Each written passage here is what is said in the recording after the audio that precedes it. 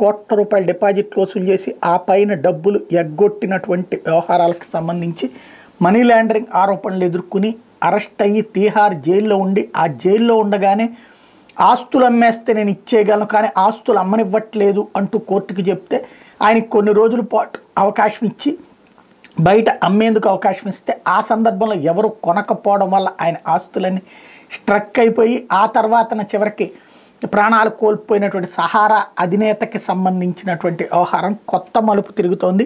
సుబ్రతో రాయ్ ఎవరైతే సహారా సంస్థల అధినేత సుబ్రతో రాయ్ తీహార్ జైల్లో ఉన్నటువంటి సందర్భంలో ఆయనకి సకల సదుపాయాలు కల్పించబడ్డాయట. జైల్లో ఉన్నటువంటి సందర్భంలో అందులో డైలీ ఎంతమంది వస్తే అంతమందిని అలౌ చేశారట.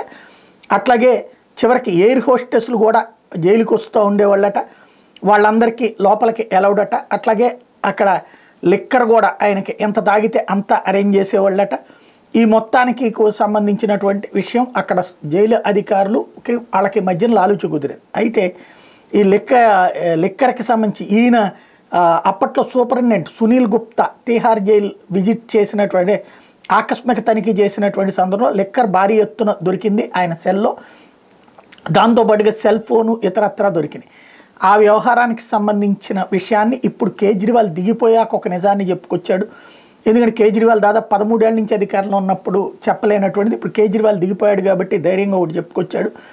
ఏంటంటే అప్పుడు ఈ విషయాలన్నీ అక్కడ ఏం జరుగుతోంది సుబ్రతో రాయ్కి రాజమర్యాదలకు సంబంధించి కేజ్రీవాల్ నోటీస్కి తీసుకెళ్ళాను.